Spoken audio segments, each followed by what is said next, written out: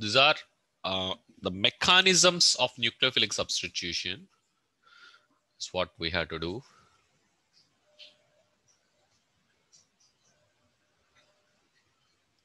Nucleophilic substitutions. Substitutions mechanisms.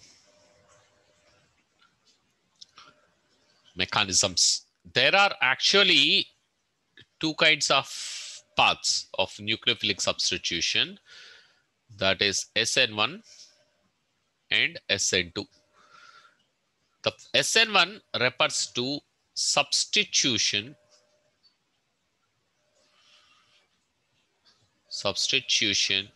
nucleophilic unimolecular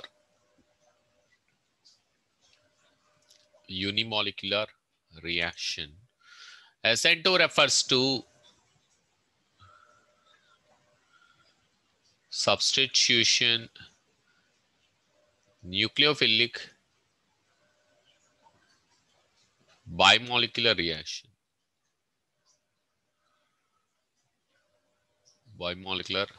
reaction. Now today we will discuss these two things in detail. Okay, ma? So to start with, we will do bimolecular nucleophilic reaction as per your textbook. So it's SN2. Okay, SN2. So that is bimolecular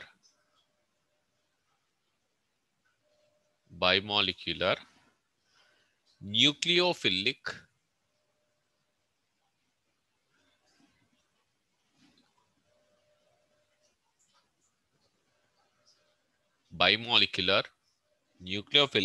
substitution.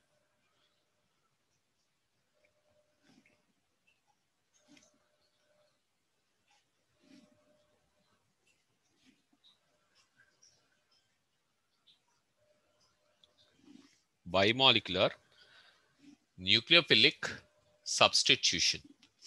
So this is what we need to see now. So what is this exactly speaking? I will tell you some very basic important points about this. Which you need not worry too much. I mean that you need not worry about what is so much discussed in the textbook. So the first point is, you can write, it is a concerted process. Concerted process happens in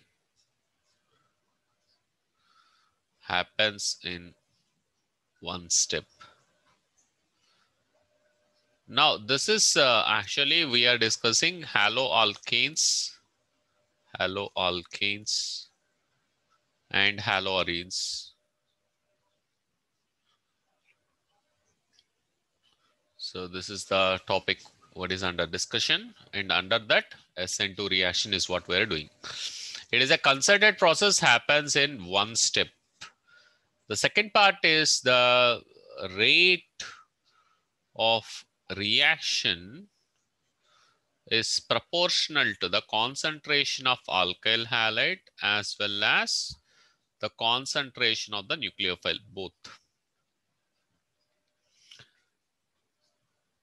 The third important point is that it has a pentavalent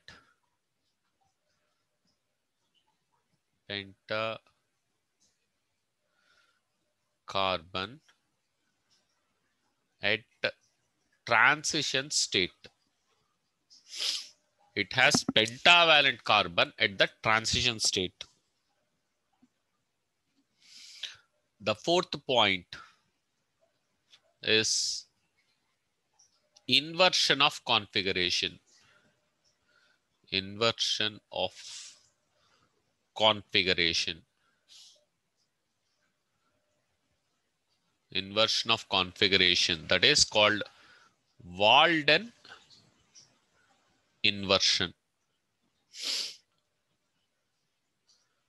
There will be inversion of configuration. I will tell you what is configuration slowly. You will understand one by one.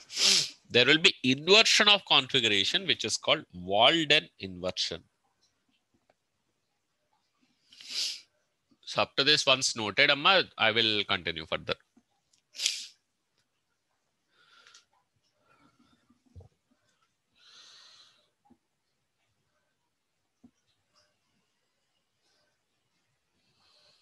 Okay, sir. Okay, now Walden inversion. The fifth one. There is a inversion of configuration, Walden inversion. What else you have? Only mostly primary alkyl halides will take part in this mechanism. Mostly primary alkyl halides will take part in the mechanism as because of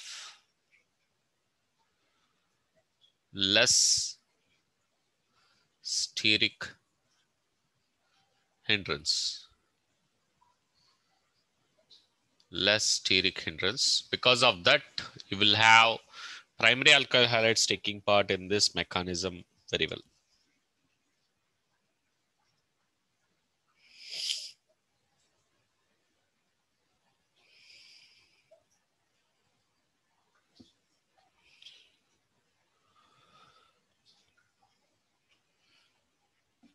The next one. Yes. Non-polar solvents. Non-polar solvents favor SN2 mechanism. Non-polar solvents favor SN2 mechanism.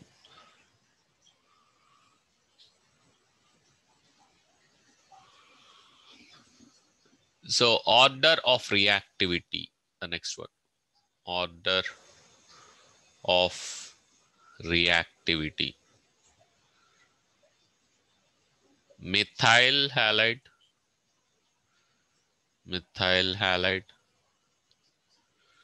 greater than primary alkyl halide, that's greater than secondary alkyl halide, and that's greater than tertiary alkyl halide. So the tertiary alkyl halide is having a least probability of having the SN2 pathway. So the methyl halides will have a strong higher probability of SN2 pathway. So we will discuss this reaction mechanism now. These are the basic points which you have to keep in mind while doing this SN2 mechanism. Okay, ma?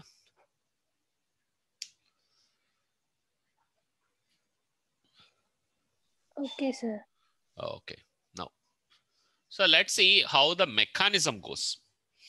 So here we will consider the mechanism.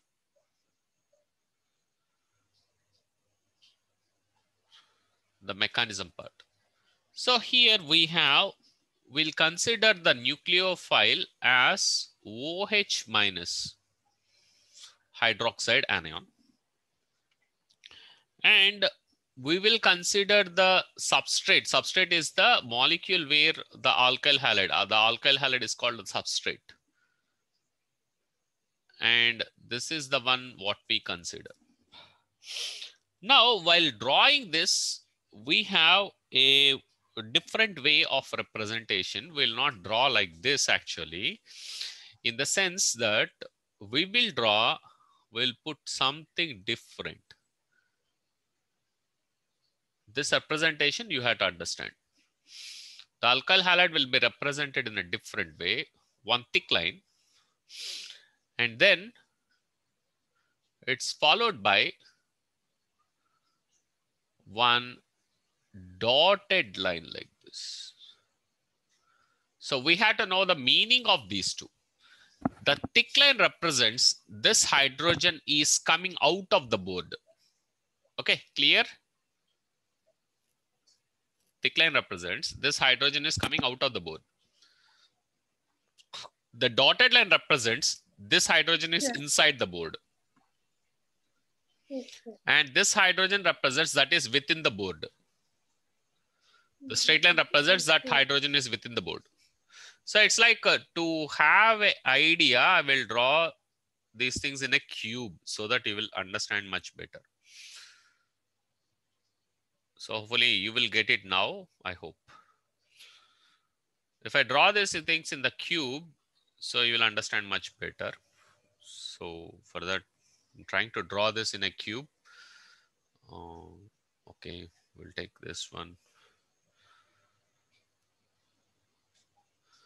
Okay, assume that this is the carbon and this is the chlorine. This is somehow it is like this. It's not this way. What I do is, okay, fine. We'll put the chlorine so that we'll have the tetrahedral structure. That's what I'm trying. So, okay. Okay. This carbon will have, okay. And now let me put up this bond like this. This is the chlorine. Okay. Here at this corner, this chlorine. And now here the coming out of the board, this is the one. This is the front face. Okay. This is the hydrogen, what we see. This hydrogen is like this, I have represented. So this is at the back side of the cube, this hydrogen. And one hydrogen towards the, within the plane. Okay, you can put like this, no problem. So one hydrogen like this. So this is how one can see the tetrahedron, something like this. So to have an idea of the tetrahedron, it is something like this, or we can have the tetrahedral structure.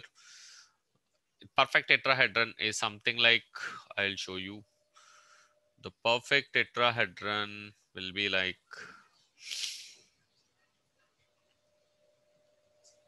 perfect tetrahedron will be like this hydrogen is like this. So when I put like this is a perfect tetrahedral structure. So two hydrogens like this, hydrogen chlorine like this is a perfect tetrahedron. This is sp3 hybridization. The carbon is undergoing sp3. So this is how you can see the perfect tetrahedron.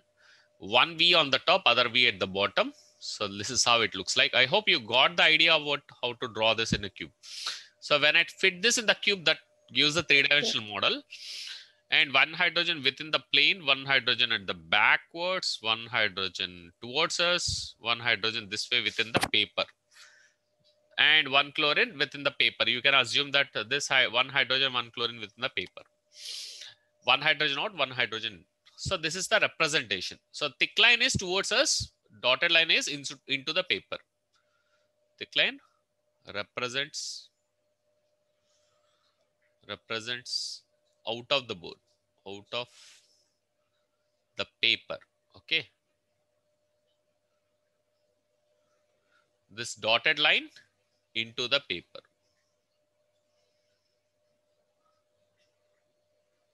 Hope you got it, the idea. Hope you got the idea. Now, so after this, what we do is very, very simple afterwards. Now, once you got this idea, now we have the nucleophile like this, OH minus. It's the oxygen end which will hit.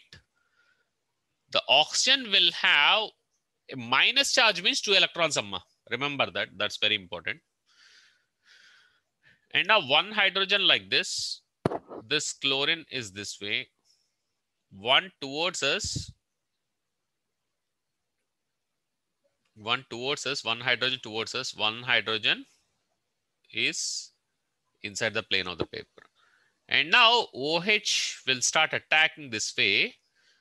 And it forms a transition state. The transition state is having, it's a pentavalent transition state. Why pentavalent means? It appears that it will have 5 bonds. It appears, but actually carbon will not make 5 bonds. And it appears that it formed 5 bonds. So it's OH minus, the bond of O and carbon will be forming, and the bond of carbon and chlorine will be breaking. So this is the transition state. Transition state. So in the transition state, what happens? The bond between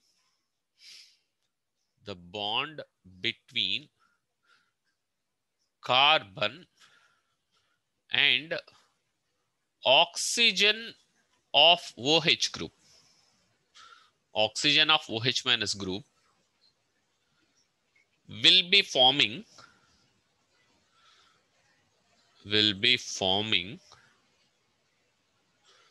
and the carbon chlorine bond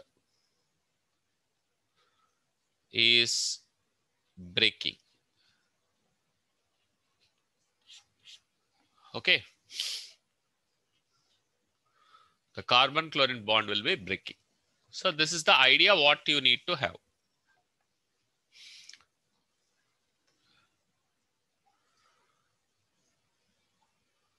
Once written, please let me know.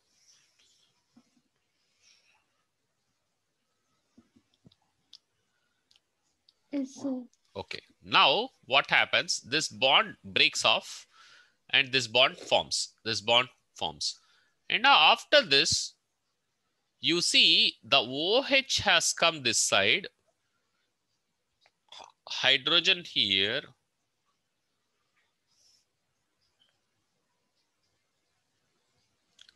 So when you compare the spatial configurations, this is exactly you have to know. This is what we have done.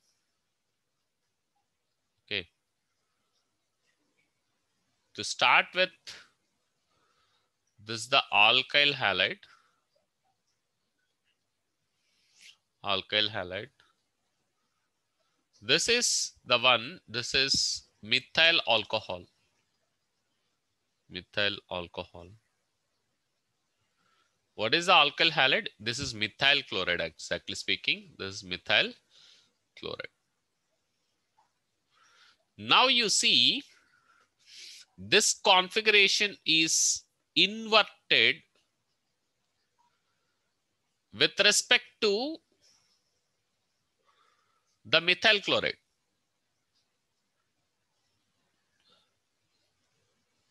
Right? Did you get this? Sir. So it is inverted compared to the methyl chloride. This is the idea you need to have. And this inversion, whatever you see, this inversion is called Walden inversion. This inversion is called Walden inversion. Now clear?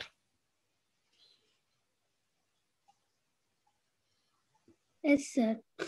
Now, another important point here. What are the another important point? Attack of nucleophile is from backside. Attack of nucleophile is from the backside.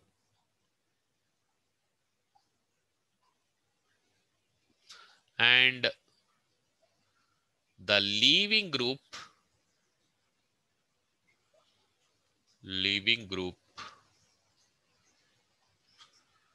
leaves from front side. Leaving group leaves from the front side.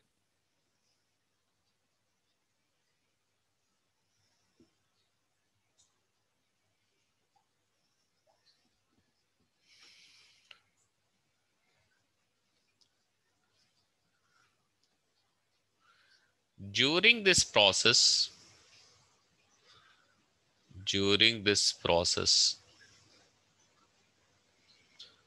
the configuration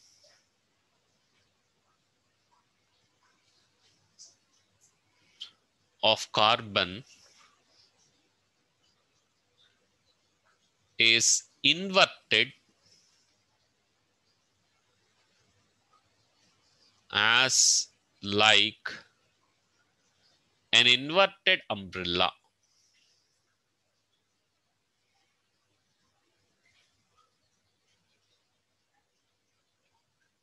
And this is what is called Walden inversion.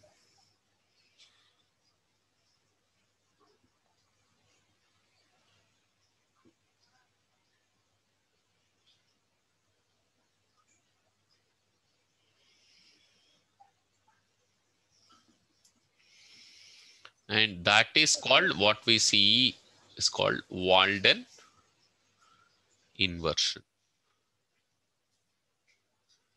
So this Walden inversion, you have to remember what is inverted umbrella. When the umbrella is caught by a strong wind, what you see that the umbrella, this is a basic experience. The umbrella is completely inverted.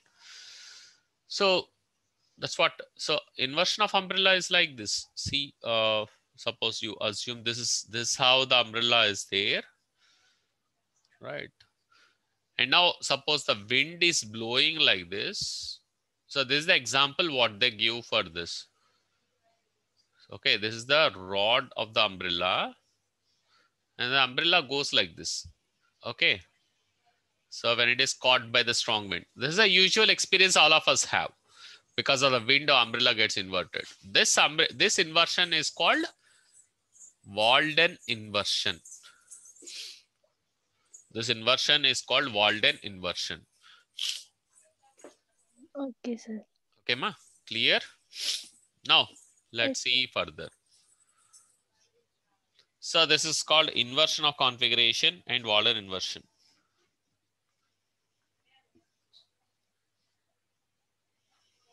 So in case of bulky groups, what happens in the case of bulky groups? In case of carbon, when connected to bulky groups,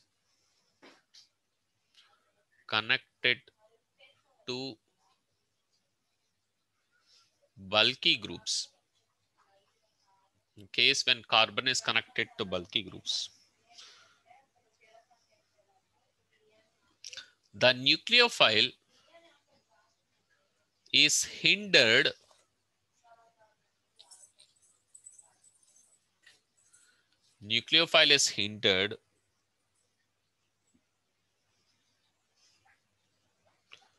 because of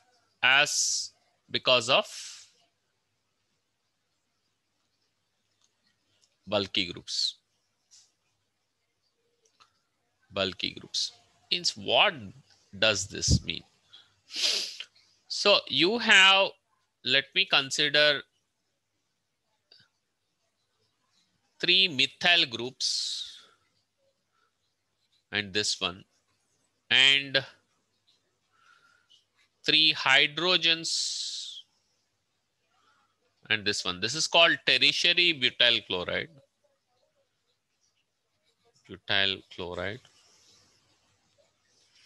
And this is called ethyl chloride.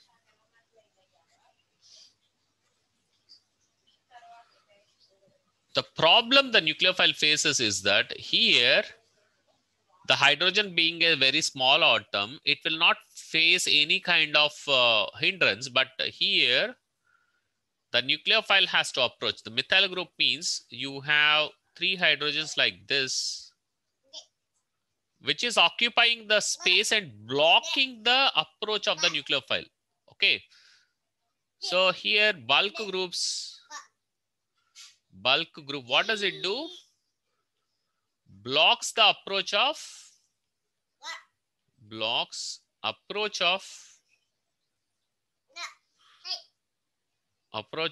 nucleophile from backside. This is the most important point. It blocks the Okay. approach of the nucleophile from backside if you have the bulky groups. Any doubts, Amma? Clear, sir. Clear. Fine. So that blocks the approach of the nucleophile from the backside, and hence you have the ascent to attack is not prominent in the case of the carbons which are more than secondary. Okay, secondary and more than secondary. Primary, it's okay. Primary, you don't have that much blockage, but when it goes to secondary or tertiary, the blockage is very heavy. So they will undergo a different mechanism path, which is SN1. Okay, that we'll see later.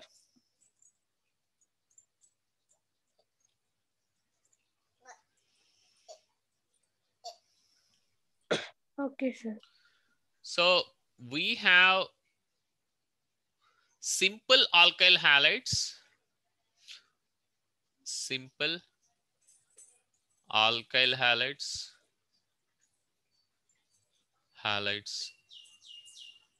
and methyl halides. Methyl halides will undergo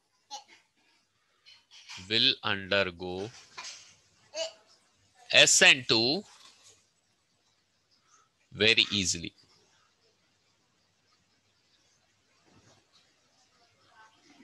And the most important is the tertiary and secondary gives hindrance.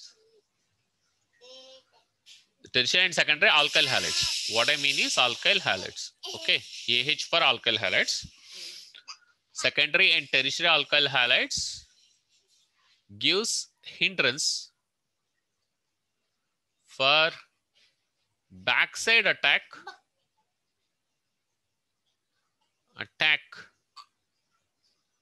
of nucleophile. Gives backside attack of the nucleophile.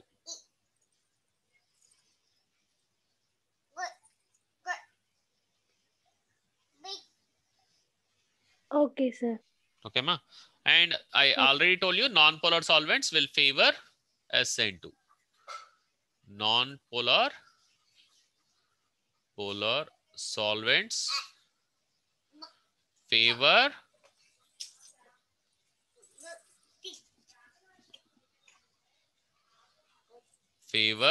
SN2. Non-polar solvents will favor SN2 reaction.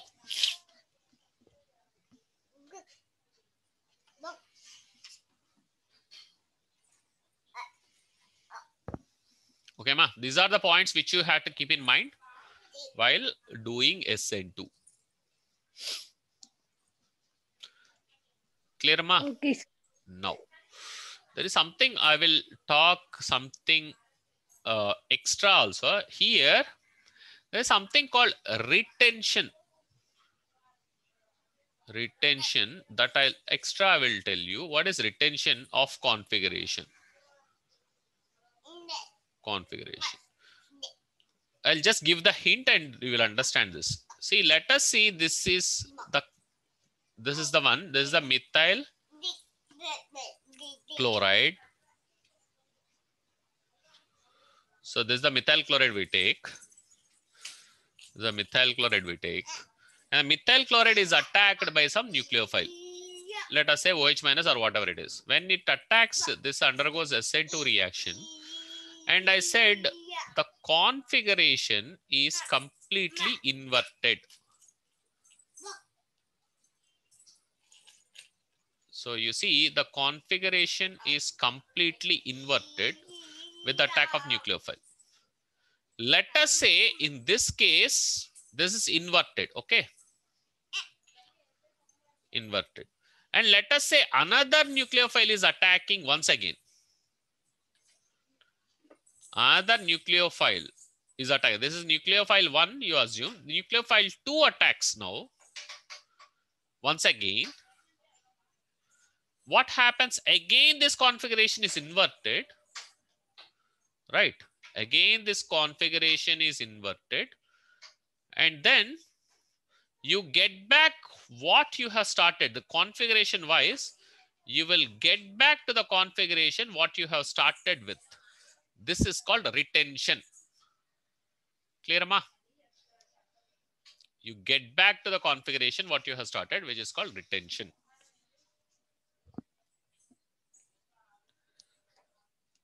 Okay, sir. Okay, this is the something extra which you need to know. If double attack happens one by one after the another, then you can get back the original configuration. That is called retention. I retained the original configuration. That is called retention. Okay, this is the idea. Now, next is the unimolecular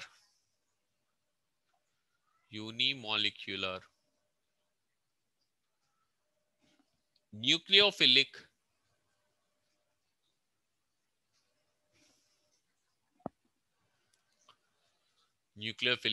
substitution.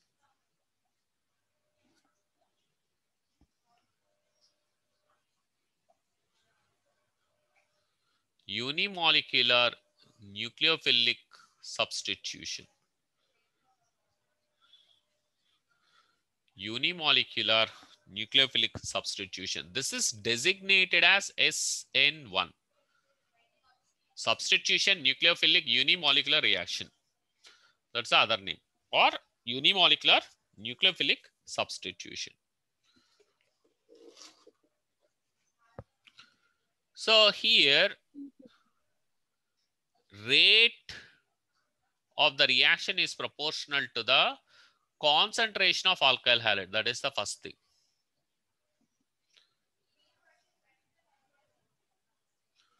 So here, only one molecule is involved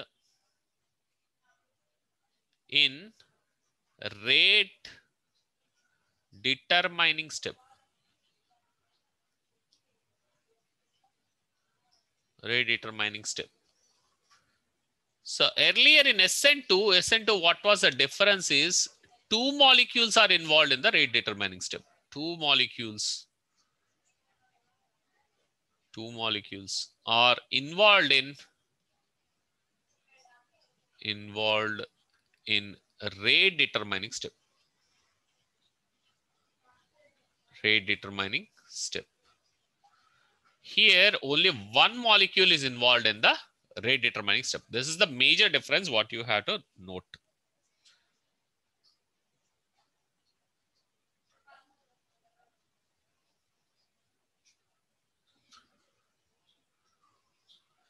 Clear, Amma? Yes, sir. Next. These reactions are supported by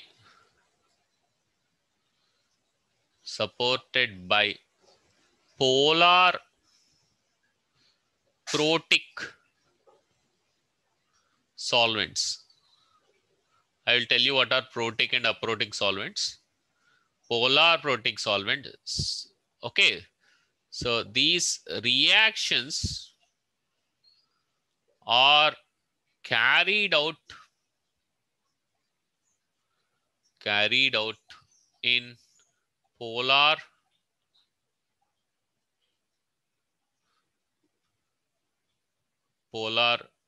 protic solvents like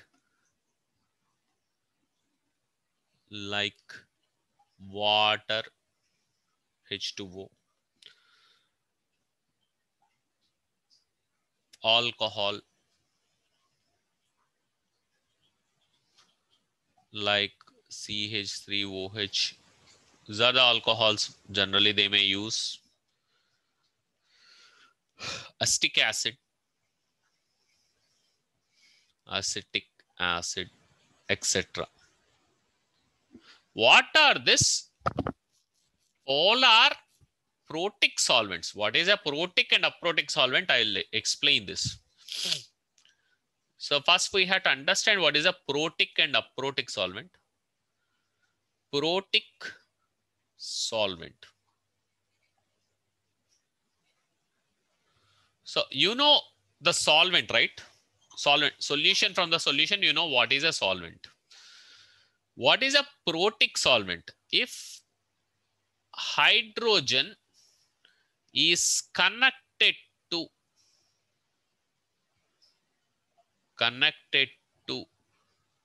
highly electronegative atoms like oxygen, nitrogen, or any halogen.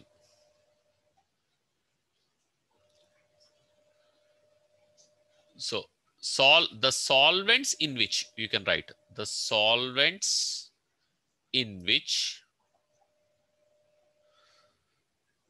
the hydrogen, you can write the hydrogen is connected to highly electronegative atoms like oxygen, nitrogen, or any other halogen. So such a solvent is called a protic solvent. When I draw the structures, you will understand. That's very easy. It's very easy to find a protic solvent by just looking at the structure.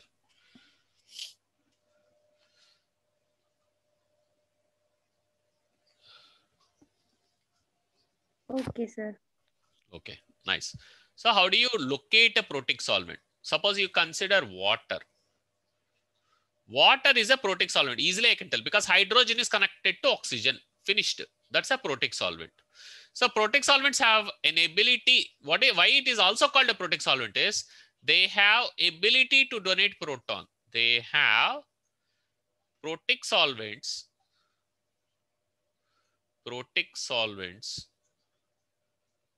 They have ability to donate protons.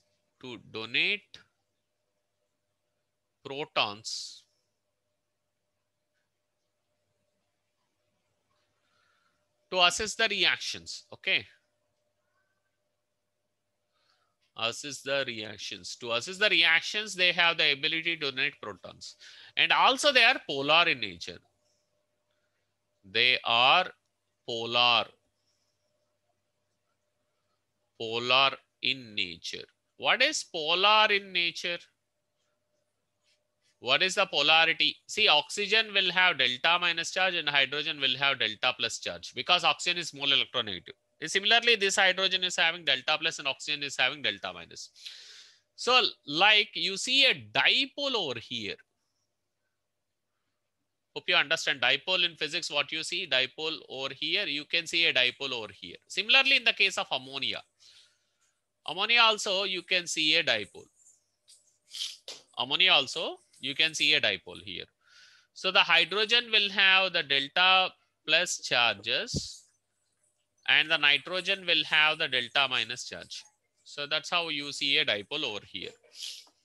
So that's what we call they are protic solvents.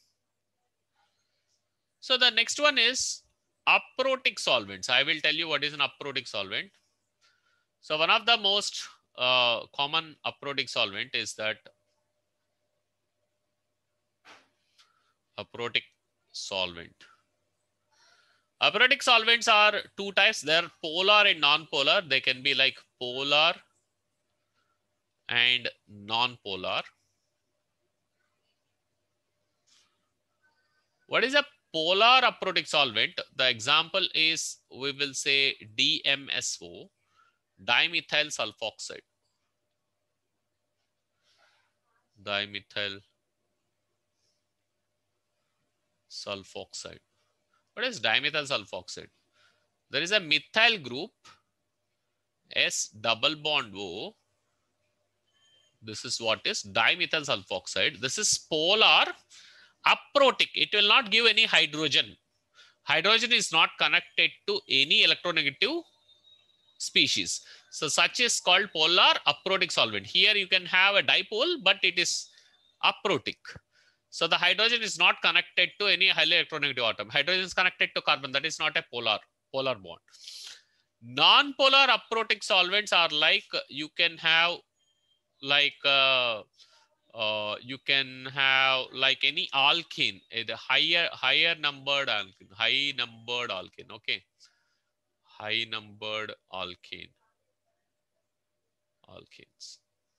Something like dodecane. These are the examples of non-polar aprotic solvents. They are aprotic. They cannot give hydrogen. So the polar, if they are protic solvents, definitely they are polar. That you remember. If the solvents are polar in nature, they are always protic solvents.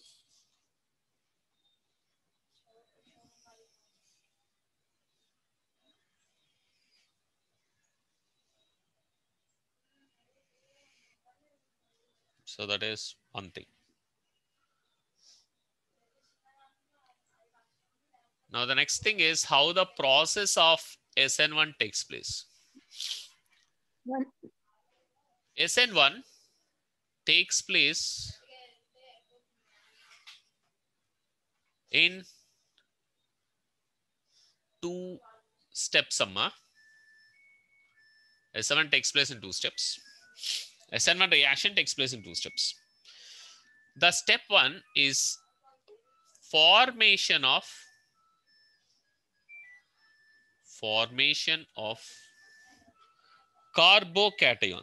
What is carbocation? Carbocation. That is carbon with positive charge. Carbon with positive charge is called carbocation. The first step is the formation of carbocation. Due to heterolytic cleavage,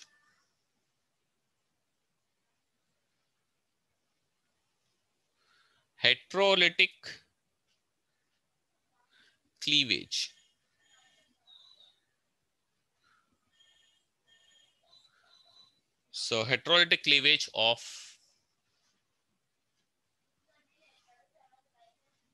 the carbon X bond. You can say carbon chlorine bond, carbon X bond. Okay, this is a different term. So to explain that,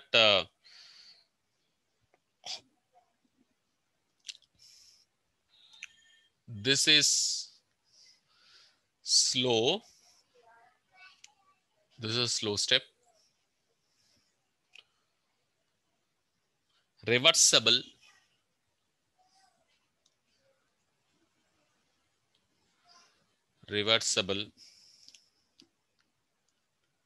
Rate determining step.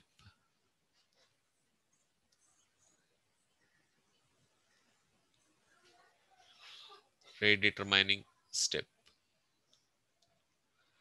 This is a slow step, reversible, rate determining step. Most important.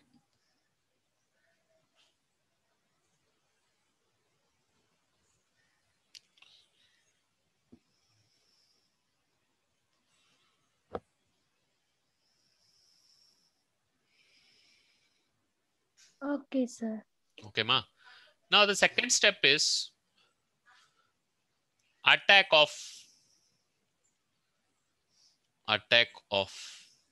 nucleophile. That is fast step. Attack of the nucleophile, that's the first step. Okay. Attack of the nucleophile on carbocation. That's the first step. So formation of the most important is formation of carbocation is rate determining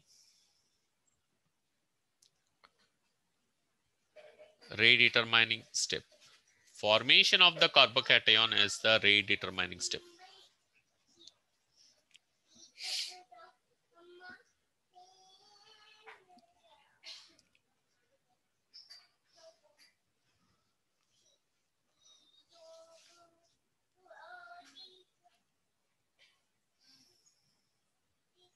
Okay, sir. Okay, now,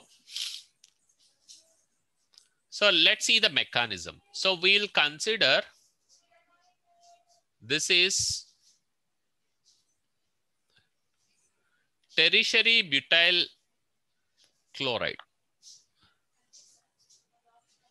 on reaction with OH minus. This is the most easiest example people will explain in general.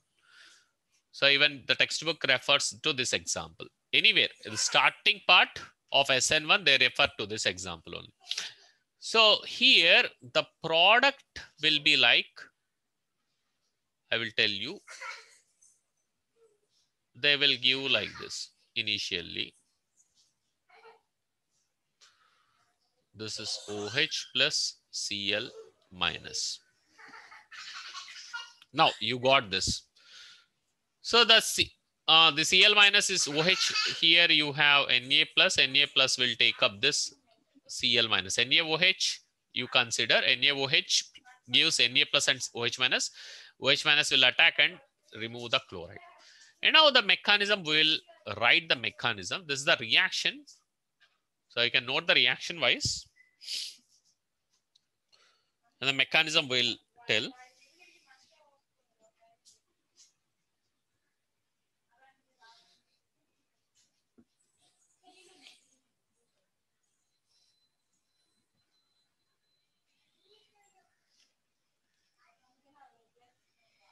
Okay, sir.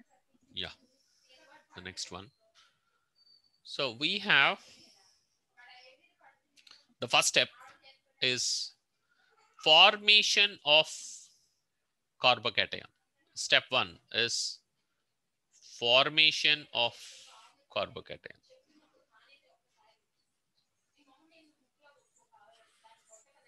Formation of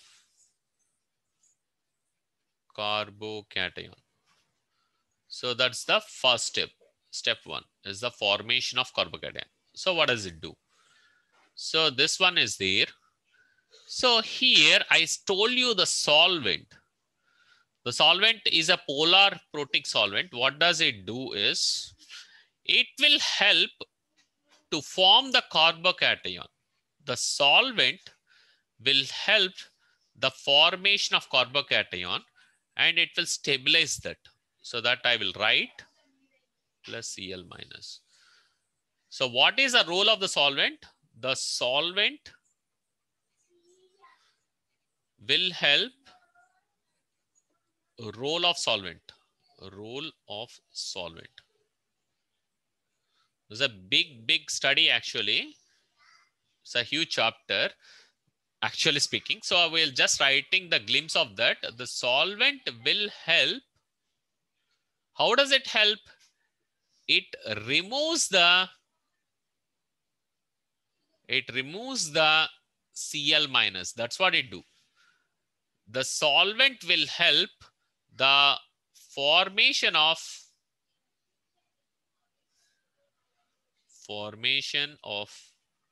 carbocation. The solvent will help the formation of carbocation. That's most important thing. It will help the formation of carbocation. The solvent will help the formation of carbocation.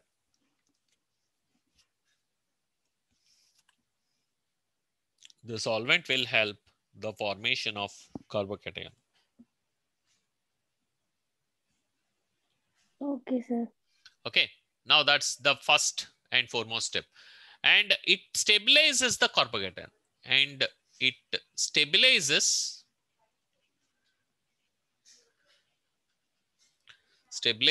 the carbocation.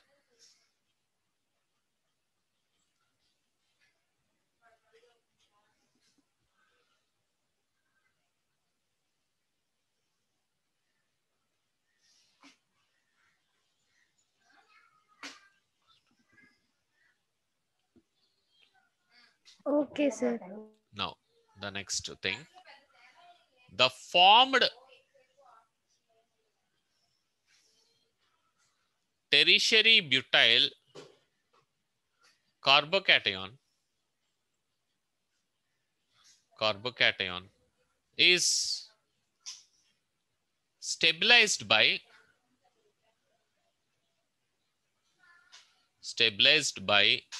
hyperconjugation.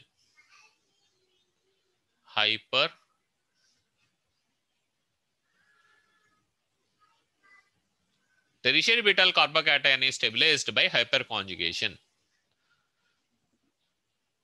The next one is the step 2 is attack of the nucleophile. Step 2, attack of nucleophile. So we consider the nucleophile as OH minus. So we'll consider the attack.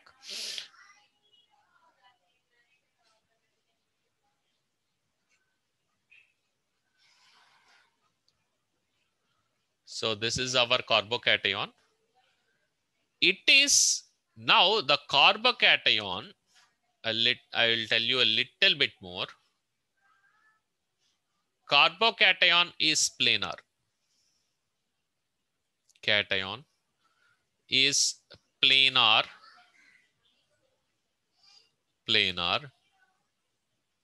Has planar structure and sp2 hybridization and sp2h5bd hybridization, and it is having sp2 hybridization. Okay, and sp2 hybridized you can have like that in hand. Carbocation is having planar structure and it is having sp2 hybridization.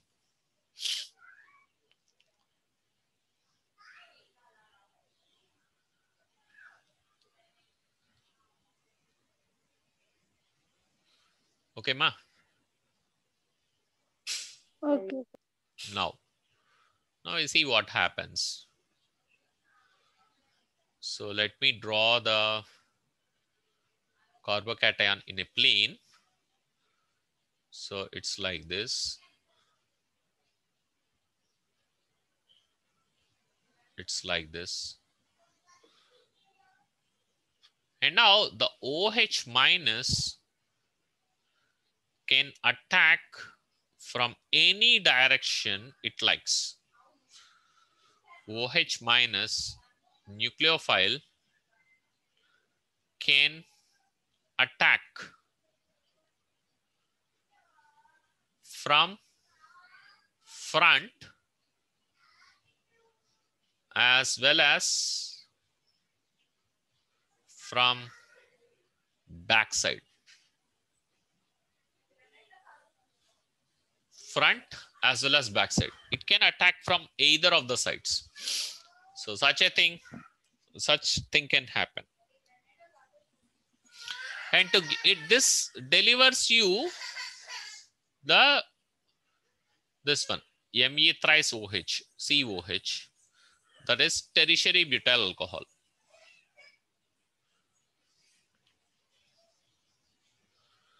This is a step of attack of nucleophile.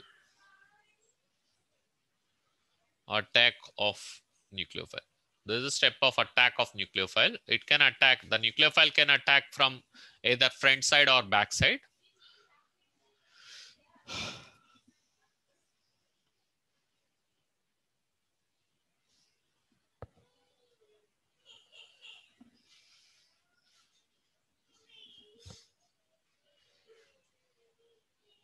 Okay, and this sir. is a fast step. This is a fast step. Formation of carbocation is slow step, and this is a fast step. And now, after this, can I clear? Hope. Yeah. Yes, sir. Yes, sir. Yeah. And some fast step. And the next one is that greater the stability of carbocation, greater the stability of carbocation, greater will be the ease of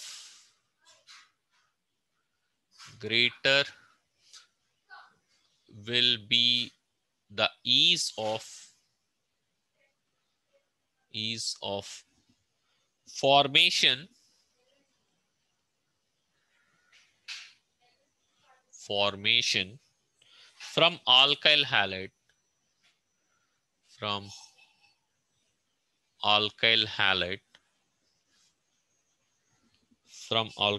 and faster will be rate of the reaction, and faster will be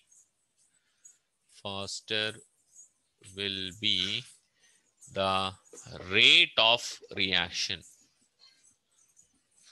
Faster will be the rate of reaction. The next most important thing is we end up with a mixture of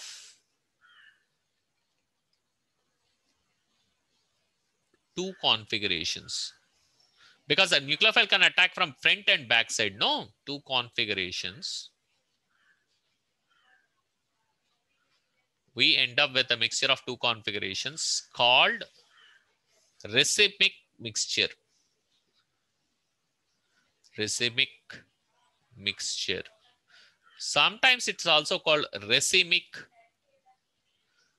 modification.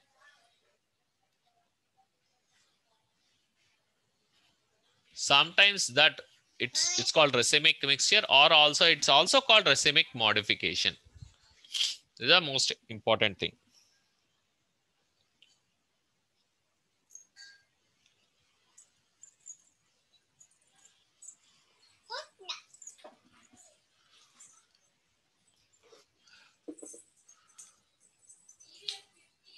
Now, can I clear, ma?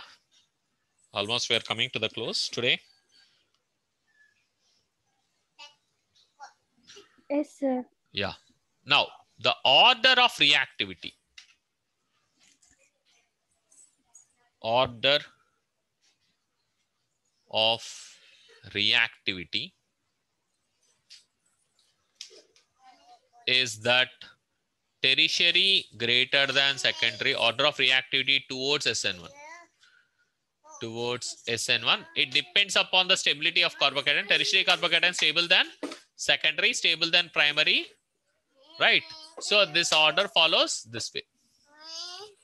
So that's greater than methyl. So this is how the stability order is. Okay, sir.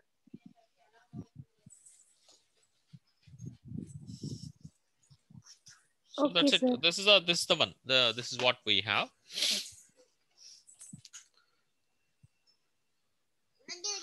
The next one is the one more important point. One more important point is that allylic and benzylic.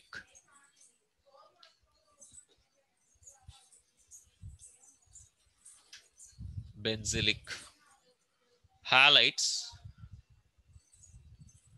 show allylic and benzylic halides show high reactivity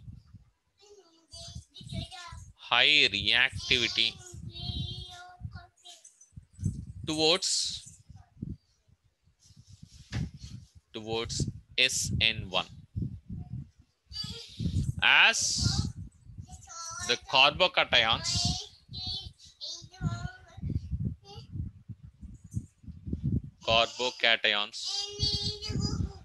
formed are very stable. As the carbocations formed are very stable.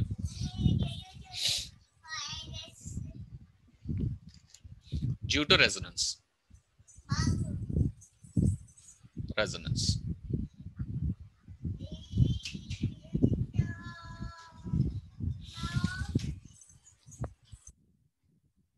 Okay, sir. Okay. So let me draw the allylic, why it is stable. Here, that's you have this one. This is allylic. So this can shift like this. The electrons can shift like this. The pi bond electrons, so that you can have this is CH2 plus, I should say. So this is CH2 plus Okay, this like this, CH2. So this charge is shifting all over. Okay, from here, this carbon to this carbon. Because of that, this is the resonance. Okay, resonance will happen with the shift of pi electrons. And now you have the benzylic halides. Benzylic halides means it is like this. This is the benzylic thing.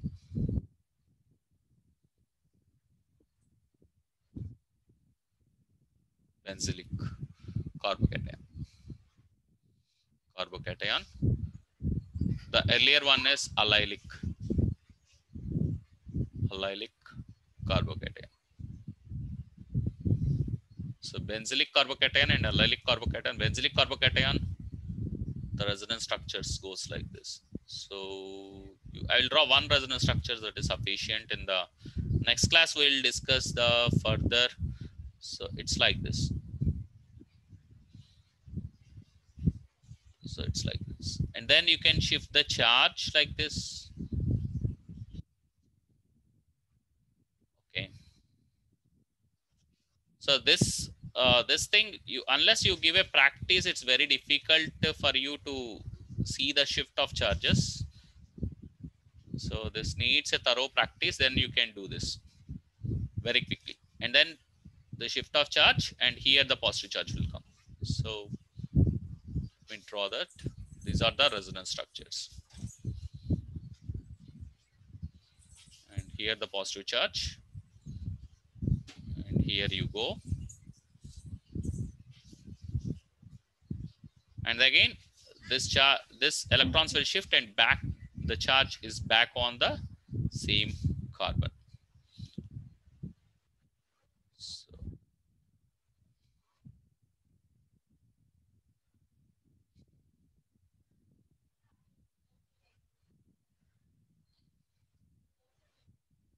plus, and we have shifted the charge here,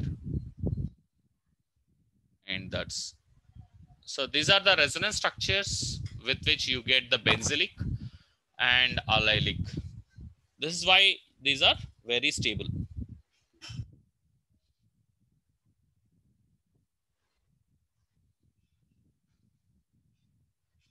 Okay, sir. Okay, ma. So we'll close it today. Tomorrow we'll see further. So with some few more points, and we have to see something called stereochemical aspects of nucleophilic substitution. And I think one more point I'm missing. For a given, this is the last point. For a given alkyl group, for a given alkyl group, the reactivity of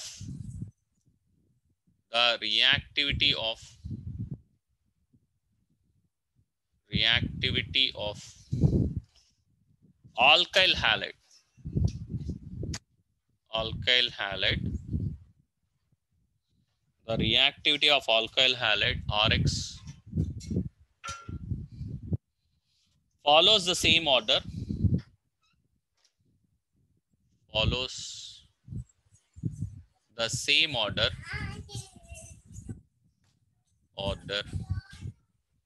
of both mechanisms.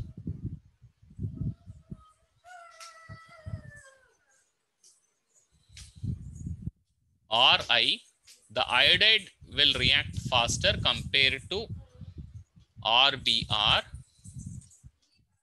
that's greater than RCl, that is greater than RF. So this is the last point. So we'll close this today. Next is stereochemical aspects of nucleophilic substitution, that we'll see. I'll let you know the timing, Amma, tomorrow. Okay, sir. Okay, ma. Okay. Bye. See you. Thank you. Okay, ma. Right. Bye.